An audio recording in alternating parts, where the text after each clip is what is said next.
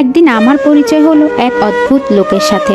আমি তখন পাগলের মতো যাকে তাকে কালো জাদু জানে এমন কারো ব্যাপারে জিজ্ঞেস করে করে অস্থির।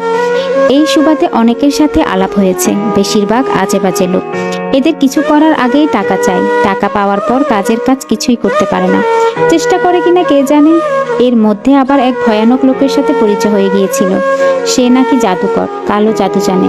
আমাকে প্রতিশোধ নেওয়ার জন্য রাত 12টার পর শ্মশানে যেতে হবে, মরার খুলি জোগাড় করে। ভয়ানক ব্যাপার। আমি রাজি হলাম না।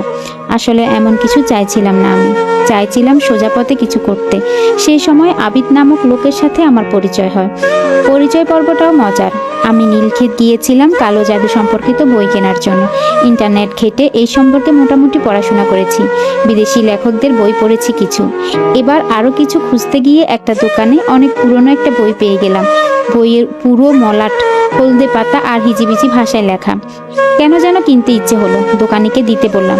ঠিক সেই সময় একজন পেছন থেকে বলল, এক্সকিউজ মি, বইটা কি আপনিই নেবেন? আমি নিতে চাইছিলাম। আপনি হয়তো এর পাঠোদ্ধার করতে পারবেন না, আমার খুব কাছে লাগে। আমি পেছন ঘুরে লোকটার দিকে তাকালাম। শ্যামলা গায়ের রং, সুন্দর করে আঁচড়ানো চুল, নীল শার্ট, কালো জিন্স, শক্ত চোয়াল, তবে কথার ভঙ্গি অমায়িক। একটু অবাক হয়ে বললাম, আপনি কি ভাষা বিশেষজ্ঞ? উনি হাসলেন, বেশ মিষ্টি হাসি। বললেন, জি না, তবে অনেক পুরনো লেখার পাঠোদ্ধার করেছি। আশা আছে এটাও পড়ব। একটু আশাবাদী হয়ে জিজ্ঞেস করলাম, সত্যি যদি পড়তে পারেন তাহলে আমাকে একটু অনুবাদ করে দিবেন, তাহলে বইটা আপনার জন্য ছেড়ে দেব। লোকটা এবার একটু কৌতূহলী হয়ে তীক্ষ্ণ দৃষ্টি ফেলে বললেন, কেন বলুন তো? ব্ল্যাক ম্যাজিক দিয়ে আপনার কি কাজ? দোকানি ততক্ষণে অধৈর্য হয়ে গেছেন। বলল, কে নিবেন নিয়ে নেন, অন্য কাস্টমার দাঁড়ায় আছে। দেখলাম সত্যি আমরা দোকান জুড়ে দাঁড়িয়ে আছি। আমি দাম মিটিয়ে বইটা হাতে নিয়ে লোকটার সাথে বের হয়ে এলাম। একটু ফাঁকা জায়গায় এসে বললাম, ব্ল্যাক ম্যাজিক সম্পর্কে আমি সবকিছু জানতে চাচ্ছি। আমার এক জীবন নরক হয়ে গেছে শুধু এই কারণে। লোকটা একটু হেসে নিজের পরিচয় দিলেন। আমি আবিদ হাসান, একটা প্রাইভেট ইউনিভার্সিটির পদার্থবিজ্ঞানের লেকচারার। সেই সাথে প্যারানর্মাল বিষয়ে পড়াশোনা মোটামুটি আছে। আমরাও কোথাও বসে কথা বলি অবশ্যই। একটা মোটামুটি ফাঁকা কফি শপে গিয়ে বসলাম।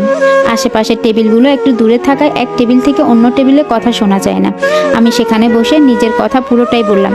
আবিদ সব মনোযোগ দিয়ে শুনে বললেন, আমি সম্ভবত আপনাকে সাহায্য করতে পারবো। পারবেন? আমি খুব আগ্রহ নিয়ে জিজ্ঞেস করলাম। সত্যি আবিদ হাসান লোকটাকে আমার পছন্দ হয়েছে। মনে হচ্ছে উনি চেষ্টা করলে হয়তো আমার প্রতিশোধ নিতে সাহায্য করতে পারবেন। আবিদ বললেন, জি, আপনি যে বাড়ির বললেন সেটার ব্যাপারে খোঁজ নেব। ঠিক 4 দিন পর আপনাকে ফোন করব। সেদিন থেকে 4 দিন পর্যন্ত আমি প্রচণ্ড উৎকণ্ঠা নিয়ে অপেক্ষা রইলাম। ঠিক 4 দিন পরে আবিদের ফোন এলো। জিজ্ঞেস করলাম, কিছু পেলেন? হ্যাঁ, ফোনে বলা যাবে না। আপনার অসুবিধা না হলে আমার বাসায় আসতে পারবেন? আমি একা থাকি। একটু ভেবে মনে হলো যাই, যা আছে কপালে। বললাম, যাব। আধা ঘন্টার মধ্যে পৌঁছে গেলাম আবিদের বাড়িতে। 4 তলা বাড়ির দোতলায় থাকে সে। আবিদের বাসায় ঢুকে এক প্রকার হতভম্ব হয়ে গেলাম। এত বই একটা মানুষ কেমন করে থাকে? পুরো 3টা ঘর, ডাইনিং রুম, ড্রয়িং রুম, সব জায়গায় ছড়ানো ছিটানো বই। আর বেশিরভাগ বই জিন, ভূত, কালো জাদু সম্পর্কিত। সেই সাথে ঘরের ভেতর একটা ভাবসা গন্ধ। আবিদ আমাদের দুজনের জন্য কফি বানিয়ে এনে মেঝেতে বসলেন। আমিও মেঝেতে বসেছি, কারণ ড্রয়িং রুমটাতে কোনো আসবাবপত্র নেই, শুধু মেঝেতে স্তূপ করা বইপত্র। আবিদ বক্তৃতার ভঙ্গে বললেন, আপনাকে যে কালো জাদু করেছিল আর আপনার স্বামীকে যে গায়েব করে দিয়েছিল সেই মহিলার উপর আমি এই কয়দিন নজর রেখেছি। উনি অবশ্য অনেক সতর্কতা অবলম্বন করেন, তবে আমি ধরতে পেরেছি ওনার কালো জাদু বেশ শক্তিশালী। এত শক্তিশালী কালো জাদুর মুখোমুখি আমি আগে হইনি। ওনার সুরক্ষা বলয় ভেদ করে যাওয়াটা যথেষ্ট শক্ত।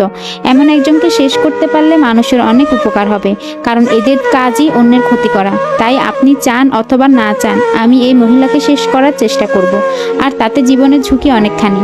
এখন আপনি বলুন, আপনি আমার সাথে যাবেন নাকি প্রতিশোধের ইচ্ছে এখানেই মুলতবি করবেন? বললাম, স্বাচ্ছন্দ্যে যাব। বলুন কি করতে হবে। শুনুন, ম্যাজিক 2 ধরনের হতে পারে, একটা ব্ল্যাক ম্যাজিক, অন্যটা হোয়াইট। কালোর বিপরীতে সাদা। এই সাদা জাদু দিয়ে কালোটার মোকাবেলা করা সম্ভব, আর আমি সেটাই চেষ্টা করে থাকি। আমি তুড়ি বাজিয়ে বললাম, আমিও এটাই চাচ্ছিলাম। ঠিক আছে, তাহলে তৈরি থাকবেন। আমি একেবারে ওই বাড়ির অ্যাটাকের জন্য যাব। আপনি সাথে থাকলে কাজটা অনেকখানি সহজ হবে। কিন্তু আমি ভেবেছিলাম এখানে বসেই কিছু করতে পারবেন। আপনি যেহেতু জাদু জানেন, মানে ওখানে গিয়ে কি হবে বুঝতে পারছি না। আবিদ কৌতুকের সুরে বলল, আপনি তো যেতে চেয়েছিলেন। কেন চেয়েছিলেন? আমি তখন ড্যাম্পারেট ছিলাম। উনি হেসে বললেন, আমি খুব ঠুমটুক করতে যাচ্ছি না। একজন জাদুকর সবচেয়ে হার হলো জাদুর লড়াইয়ের হেরে যাওয়া আর জাদুর ক্ষমতা হারিয়ে ফেলা। আমি সেই চেষ্টাই করব। আমি আশ্বস্ত হয়ে বললাম, তাহলে ঠিক আছে, কিন্তু ওখানে হয়তো প্রতিকার আদিবাও আছে। হ্যাঁ, তাদের অবস্থা জানি না, তবে তারা সমস্যা না, সমস্যা হলো তাদের গুরুমা। সেদিন আমি চলে গেলাম। এর পরের পূর্ণিমার রাতে প্রস্তুত হলাম আমাদের অভিযানের জন্য। আমরা উত্তরায় দেখা করলাম প্রায় রাত 11:30টার দিকে। উনি আমাকে একটা কালো সুতা দিয়েছিলেন, সেটা হাতে বেঁধে রেখেছি। আর যেমন জাঁকজমক পরি সেই রকম না পরে অন্যরকম জামা পরে নিলাম। কালো সুতার কারণে নাকি আমার উপর কোনো জিন দিয়ে নজর রাখা হলে সেই জিন দিক বেদিক হারিয়ে ফেলবে, আর অন্য জামা কাপড়ের জন্য সহজে আমাকে চেনা যাবে না। আবির দেখলাম যেমন থাকে তেমনই এসেছে, শুধু জামা কাপড় কালো। বাড়ির পেছনের দিকে চলে গেলাম। এদিকটা বড় বড় ঝোপালো গাছের সারি, প্রচুর মশা আর পাতা পচা গন্ধ ভর্তি। আবির সেখানে দাঁড়িয়ে প্রায় আধা ঘন্টা বিড়বিড় করে কিছু পড়ে নিল। তারপর আমরা অনায়াসে দেওয়াল টিপকে অপর পাশে চলে এলাম। আর এর আগে আমি একা দেওয়াল টপকাতে চাইলেও পারিনি। যতবার উঠতে চেয়েছিলাম ততবার অদৃশ্য দেওয়াল পার করতে পারতাম না। আমি আশ্চর্য হয়ে জিজ্ঞেস করলাম, এটা কেমন করে হলো? আমি দেওয়াল ভেঙে দিয়েছি পাল্টা জাদু দিয়ে। White magic? হ্যাঁ। বাহ। আমরা রওনা হলাম ভেতরে। লাল রঙের বাড়িটা প্রথমবার দেখলাম। অন্ধকারে কালো দেখাচ্ছে। কিছু দূর যেতে না যেতে একটা বিশাল কুকুর তেড়ে এলো আমাদের দিকে, ঝাঁপিয়ে পড়লো আবিদের উপর। আমি চিৎকার করে আবিদ অবিশ্বাস্য দ্রুততা তার পকেট থেকে ধারালো কিছু বের করে কুকুরের গলার মধ্যে ঢুকিয়ে দিল। কুকুরটা মারা গেল তৎক্ষণাৎ। আমি হাঁপ ছাড়লাম, কিন্তু স্বস্তিটা বেশিক্ষণ রইল না, কারণ মনে হলো হঠাৎ বাড়িটা জ্যান্ত হয়ে উঠেছে। চারপাশে অশরীর অস্তিত্ব টের পাচ্ছি। ক্রমশ আমার হাত পা আসার হয়ে এলো।